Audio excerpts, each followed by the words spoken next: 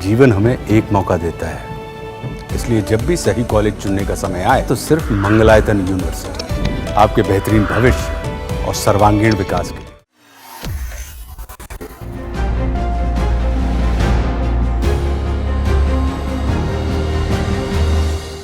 नमस्कार, between the lines with Neeru Ranjan में आपका स्वागत है। आज हम बात करेंगे कांग्रेस की। कांग्रेस जो प्रमुख विपक्षी दल है और राहुल गांधी नेता प्रतिपक्ष भी हैं, लेकिन विपक्ष में कांग्रेस अकेली होती जा रही है, या यूं कहें कि उसने एकला चलो की नीति अपना रखी है। जो विपक्ष के सहयोगी दल थे वो भी धीरे धीरे कांग्रेस से किनारा कर रहे हैं। अगर 2024 के लोकसभा चुनाव की बात करें तो कांग्रेस ने इंडिया गठबंधन या भाजपा जिसे इंडी गठबंधन कहती है, उसके बैनर तले बीजेपी और उसके सहयोगी एनडीए को चुनौती देने की कोशिश की थी और काफ़ी हद तक सफल भी रही। वो भाजपा को 240 सीटों पर समेटने में सफल रही थी और जो 54 सीटें जो आती थी कांग्रेस को, 2019 में 52 आई थी और 2014 में जो 44 सीटें आई थी वो बढ़ा के 99 सीटें करने में सफल रही। लेकिन अगर 2024 के लोकसभा चुनाव के बाद की बात करें तो धीरे धीरे कांग्रेस ने अपने तमाम जो इंडिया गठबंधन के सहयोगी हैं उनसे किनारा शुरू कर दिया और एक तरह से कहें कि उन्हीं से लड़ने लगे और उनके सहयोगी वही रह गए हैं जो बहुत लंबे समय से उनके साथ थे। जैसे तमिलनाडु में डीएमके उनके साथ है, लंबे समय से साथ है, और बाकी जगहों पे जो उनके सहयोगी हैं वो हैं, लेकिन वहाँ भी खींचतान चल रही है। जैसे बिहार में खींचतान चल रही है, उत्तर प्रदेश में सहयोग की बात हो रही है, 2024 में साथ ले रहे थे, लेकिन वहाँ भी खींचतान चल रही है। तो ये जो एकला चलो की नीति है कांग्रेस की, ये तो ठीक है, क्यों अपना रही है, और सबसे बड़ी बात कि अकेले कितनी दूर तक जा पाएगी कांग्रेस। क्या सचमुच कांग्रेस का जो कॉन्फिडेंस है कि हम अकेले जो है वो फतह कर लेंगे, क्या उसकी ताकत भी उतनी है कि वो जो उसे फतह दिला सकती है? उसमें संगठनात्मक क्षमता इतनी है कि वो सीधे भाजपा से हर राज्य में चुनाव दो हाथ कर सकती है? इसे समझना जरूरी है। और जो तमाम चीज़ें हो रही हैं उसके अंदर बिटवीन द लाइंस क्या मामला है और क्या चीज़ें हैं, कांग्रेस कहाँ तक जा सकती है, क्या क्या हो रहा है, इसको हम समझने की कोशिश करेंगे। तो दरअसल अगर ऑपरेशन सिंदूर की बात करें तो सबसे पहले कांग्रेस सामने निकल के आई ऑपरेशन सिंदूर के बाद।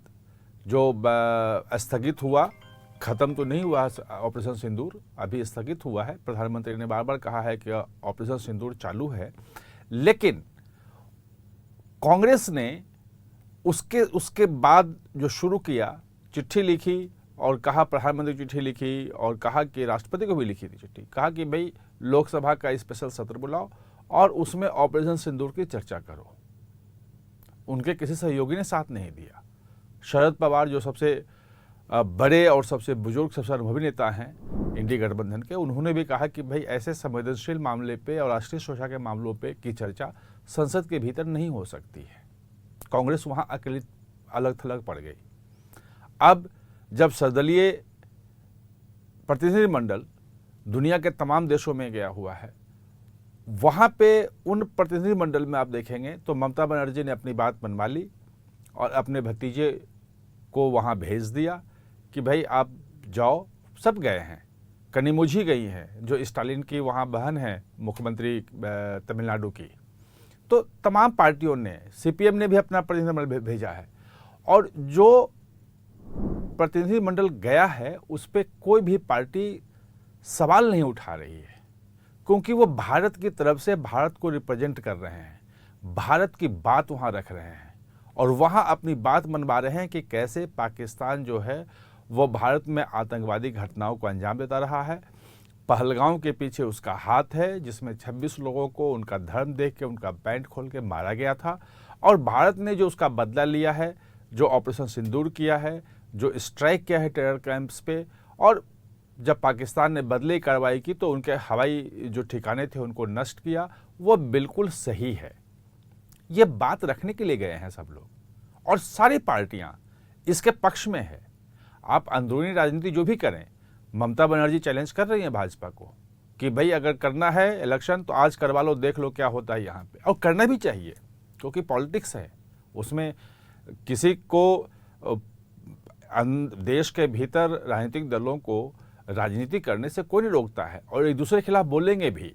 प्रधानमंत्री भी तमाम जो विपक्षी दल हैं उन पर हमला करते हैं, लेकिन इसका मतलब ये नहीं कि जब देश के बाहर जाएं तो पूरा देश एक होता है और जो प्रतिनिधिमंडल गया हुआ है वो देश को रिप्रेजेंट कर रहा है। लेकिन कांग्रेस क्या कर रही है?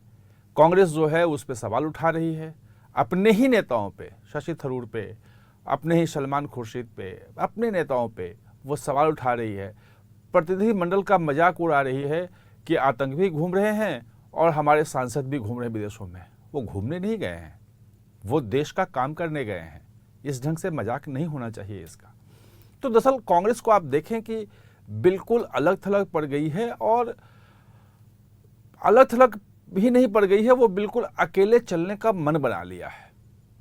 और इसका एहसास जो है, जब अभी शीतकालीन सत्र हो रहा था नवंबर दिसंबर में, तो एक मुद्दा कोई उठा था, उसमें तृणमूल कांग्रेस और बाकी विपक्षी दल कांग्रेस के साथ नहीं थे। कांग्रेस उस मुद्दे को उठा रही थी बहुत ज़्यादा, शायद अडानी वाला मुद्दा था जिसमें चर्चा करना चाह रहे थे ये, जहाँ तक मुझे ध्यान है। तो जब कांग्रेस के संसदीय दल की बैठक हो रही थी, उसमें सांसदों ने कहा कि हमें तमाम विपक्षी दलों को भी साथ लेना चाहिए, उनको भी साथ लेकर के इस मुद्दे पे आगे बढ़ना चाहिए, वो हमारे साथ नहीं आ रहे हैं। तो उस वक्त एक सांसद ने कहा कि राहुल गांधी उस बैठक में कहा कि हमारी पर्याप्त संख्या है और हम अकेले ही सरकार को घुटने के बल लाने के लिए पर्याप्त हैं, हम सरकार को के सामने अकेले ही खड़े रहेंगे, हमें किसी सहयोगी दल की ज़रूरत नहीं है। ये बात उस वक्त जो थी वो हल्के में निकल गई, लगा कि भाई राहुल गांधी बोल रहे हैं क्योंकि अडानी के मुद्दे पे या बाकी मुद्दों पे बाकी सहयोगी दल साथ नहीं दे रहे हैं तो कोई बात नहीं, एक मुद्दे को लेकर कैसा हो सकता है। लेकिन जब दिल्ली का इलेक्शन आया तो आपने देखा कि आम आदमी पार्टी को कांग्रेस ने अकेला छोड़ दिया। भाई सीट के बंटवारे पे जो कुछ भी समस्या हुई हो, और यही नहीं, आम आदमी पार्टी जब हारी तो कांग्रेस में खुशी की लहर देखी गई। उनके तमाम नेताओं के जो बयान हैं वो अगर आप देखें तो विपक्ष का एक महत्वपूर्ण जो दल था आम आदमी पार्टी, उसके हारने पे खुशी हुई। और यही स्थिति आप अगर पिछले कुछ दिनों में उत्तर प्रदेश के जो कांग्रेस के नेताओं के बयान हैं उनको देखें तो सीटों के बंटवारे के लेके जिस ढंग से वो समाजवादी पार्टी पे बयान दे रहे हैं, जिस ढंग से हमला कर रहे हैं, जिस ढंग से अपनी कड़ी शर्तें रख रहे हैं, वो एक असहज स्थिति पैदा कर रहा है। भाई अभी इलेक्शन में वहाँ करीब 1.5 साल है, 2027 के मार्च में जाकर इलेक्शन होगा, अभी से बयानबाजी की क्या ज़रूरत है? यानी कि आप वहाँ दिखा रहे हैं कि हम भले हार जाएं, हमें अगर सीटें नहीं दोगे तो हम अलग लड़ेंगे, और हम अगर अलग लड़ेंगे तो आप भी नहीं जीत पाओगे, दिल्ली वाली हालत कर देंगे। और अभी अक्टूबर नवंबर में बिहार में इलेक्शन है, और बिहार में भी जो कांग्रेस है पिछली बार 70 सीटों पे लड़ी थी और केवल 19 जीत पाई थी। और ये कहा जा रहा है, मतलब सच्चाई भी यही है कि अगर कांग्रेस 2, 4, 5 सीटें और एक्स्ट्रा जीत लेती और ज़्यादा सीटें आ जाती है उसको, तो कहीं ना कहीं से जो तेजस्वी यादव है वो मुख्यमंत्री होते और जो महागठबंधन है उनकी सरकार होती। लेकिन कांग्रेस उसके बावजूद भी वहाँ अड़ी हुई है कि नहीं, हमें जो है वो उतनी ही सीटें चाहिए, 70, और वो भी अपने मन की चाहिए इस बार, पिछली बार की तरह नहीं चाहिए। कन्हैया कुमार वहाँ घूम रहे हैं, उन्होंने अपनी पदयात्रा शुरू कर दी थी रोजगार के नाम पे, पलायन के नाम पे, पलायन रोको रोजगार दो, और उसमें कहीं से कोई जो आरजेडी है उससे कोई संपर्क भी नहीं हुआ था। खैर बाद में हुआ, बातचीत हुई, कमेटी बनी है कि सीटों का बंटवारा कैसे करेंगे, क्या करें, लेकिन जो कांग्रेस के तेवर हैं वो उसी तरह से हैं। तो सवाल ये है कि जब आप सहयोगी दलों को नहीं लेंगे साथ में तो आप कहाँ तक जा पाएंगे? जो भाजपा के साथ सीधी लड़ाई वाली जो सीटें हैं, जहाँ जहाँ भाजपा के साथ सीधी आपकी लड़ाई रही है, मध्य प्रदेश हो, राजस्थान हो, गुजरात हो, हरियाणा हो, हर जगह आप हारते रहे हैं। मतलब एक कर्नाटक को छोड़ दें तो बाकी कहीं भाजपा को आप हराने की स्थिति में नहीं रहे। तो ऐसे में अगर अकेले भी कांग्रेस को चलना है तो क्या सचमुच में वो भाजपा को पूरे देश में हरा सकती है? दरअसल कांग्रेस की सोच ये है कि भाजपा को कितना भी वोट मिल जाए, कुछ भी आ जाए, तो वो पूरे देश में 50% को क्रॉस नहीं कर सकती है। कुछ राज्यों में 50% को क्रॉस किया है, गुजरात में 57% है, उत्तर प्रदेश में 50% पहुंच गई थी 2019 में भी और 2022 में भी, जो विधानसभा में भी और लोकसभा में भी, और कई राज्यों में पहुंची है। लेकिन ओवरऑल अगर प्रदर्शन देखें तो वो जो वोट है वो 40-42 के आसपास रहता है। यानी कि कांग्रेस का कैलकुलेशन ये है कि 60% जो वोट गिरता है वो बीजेपी के खिलाफ गिरता है, लगभग, मोटा मोटी है, तो 4-5% आगे पीछे हो सकता है। तो वो वोट बैंक है। अगर विपक्षी दल सब धीरे धीरे खत्म हो जाएंगे तो वो जो विपक्ष का वोट है जो बीजेपी के खिलाफ जाता है वो एन केन प्राकेन हमारे पास आएगा, और उसमें एक बड़ा जो चंक वोट है वो मुसलमान वोटों का है।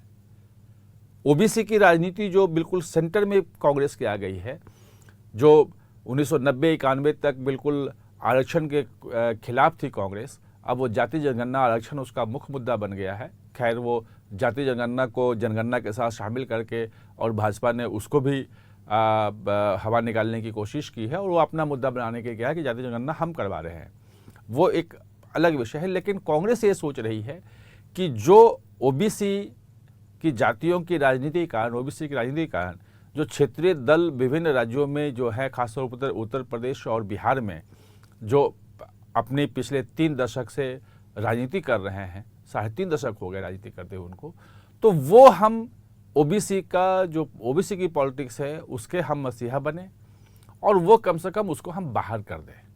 तो सवाल ये है कि सबको आप बाहर तो कर दोगे, लेकिन संगठन कहाँ है? संगठन है जितने लायक। दिल्ली में खाता खुल पाया, आप तो हार गई, उससे आप सत्ता से बाहर है, लेकिन फायदा बीजेपी को हुआ।